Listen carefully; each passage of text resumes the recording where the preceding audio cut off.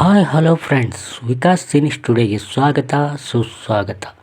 ಯಾರೆಲ್ಲ Vikas cine ಸ್ಟುಡಿಯೋವನ್ನು subscribe ಮಾಡ್ಕೊಂಡಿಲ್ಲ ಅವರೆಲ್ಲ ಸಬ್ಸ್ಕ್ರೈಬ್ ಮಾಡ್ಕೊಳ್ಳಿ ಅಂತ ಹೇಳ್ತಾ, ಬನ್ನಿ ಈ ದಿವಸ ವಿಷ್ಣುವರ್ಧನ್ ಸರ್ ದ್ವಿಪಾತ್ರದಲ್ಲಿ ನಟಿಸಿರ್ತಕ್ಕಂಥ ಚಲನಚಿತ್ರಗಳ ಬಗ್ಗೆ ತಿಳಿಯೋಣ. ಮೊದಲನೆಯದಾಗಿ ಒಂದೇ ರೂಪ ಎರಡು ಗುಣ 1975ರಲ್ಲಿ ತೆರೆಕಂಡು ಹಿಟ್ಟಾಯಿತು. ಎರಡನೇ ಚಿತ್ರ ವಿಜಯ್ ವಿಕ್ರಮ್ 1979ರಲ್ಲಿ ತೆರೆಕಂಡು ಸೂಪರ್ ಹಿಟ್ಟಾಯಿತು. ಮೂರನೇ ಚಿತ್ರ ಕಾಳಿಂಗ 1980ರಲ್ಲಿ ತೆರೆಕಂಡು ಸೂಪರ್ ಹಿಟ್ಟಾಯಿತು.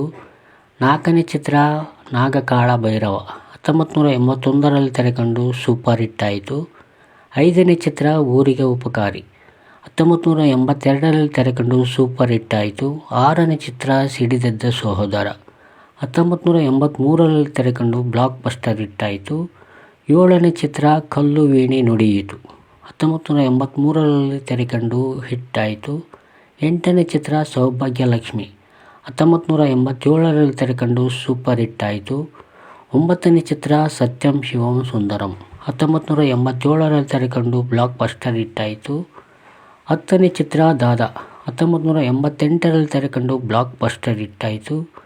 11ನೇ ಚಿತ್ರ ಶಿವಶಂಕರ 1990ರಲ್ಲಿ ತೆರೆಕಂಡು ಸೂಪರ್ ಹಿಟ್ಟಾಯಿತು. 12ನೇ ಚಿತ್ರ ಲಯನ್ ಜಗಪತಿ ರಾವ್ 1991ರಲ್ಲಿ ತೆರೆಕಂಡು ಸೂಪರ್ ಹಿಟ್ಟಾಯಿತು.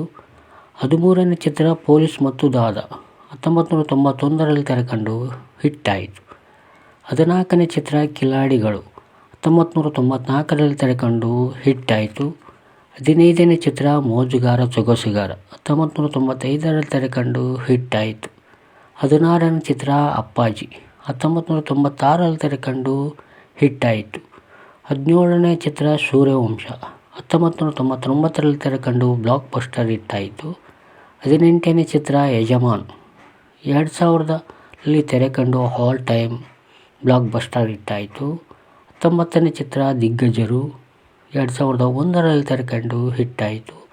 20ನೇ ಚಿತ್ರ ಜಮೀನ್ದಾರ್ 2002ರಲ್ಲಿ ತೆರೆಕಂಡು ಹಿಟ್ಟಾಯಿತು. 21ನೇ ಚಿತ್ರ ಸಿಂಹಾದ್ರಿಯ ಸಿಂಹ 2002ರಲ್ಲಿ ತೆರೆಕಂಡು ಬ್ಲಾಕ್ ಬಸ್ಟರ್ ಹಿಟ್ಟಾಯಿತು. 22ನೇ ಚಿತ್ರ ಆಪ್ತರಕ್ಷಕ 2010ರಲ್ಲಿ ತೆರೆಕಂಡು ಬ್ಲಾಕ್ ಬಸ್ಟರ್ ಹಿಟ್ಟಾಯಿತು. ನೋಡಿದ್ರಲ್ಲ ಫ್ರೆಂಡ್ಸ್, ಇವೆಲ್ಲ ವಿಷ್ಣುವರ್ಧನ್ ಸರ್ ಅವರು ದ್ವಿಪಾತ್ರದಲ್ಲಿ ನಟಿಸಿರ್ತಕ್ಕಂಥ ಚಲನಚಿತ್ರಗಳು.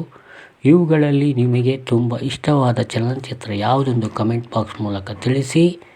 ಮತ್ತು ಇದುವರೆಗೆ ನಮ್ಮ ಚಾನಲನ್ನು ಯಾರು ಸಬ್ಸ್ಕ್ರೈಬ್ ಮಾಡ್ಕೊಂಡಿಲ್ಲ ಅವರೆಲ್ಲ ಸಬ್ಸ್ಕ್ರೈಬ್ ಮಾಡ್ಕೊಳ್ಳಿ ಮತ್ತು ಲೈಕ್ ಮಾಡಿ, ಪಕ್ಕದಲ್ಲಿರುವ ಬೆಲ್ ಐಕಾನನ್ನು ಒತ್ತಿ ಅಂತ ಹೇಳ್ತಾ, ವಿಡಿಯೋ ನೋಡಿದ್ದಕ್ಕೆ ತಮ್ಮೆಲ್ಲರಿಗೂ ಧನ್ಯವಾದಗಳು.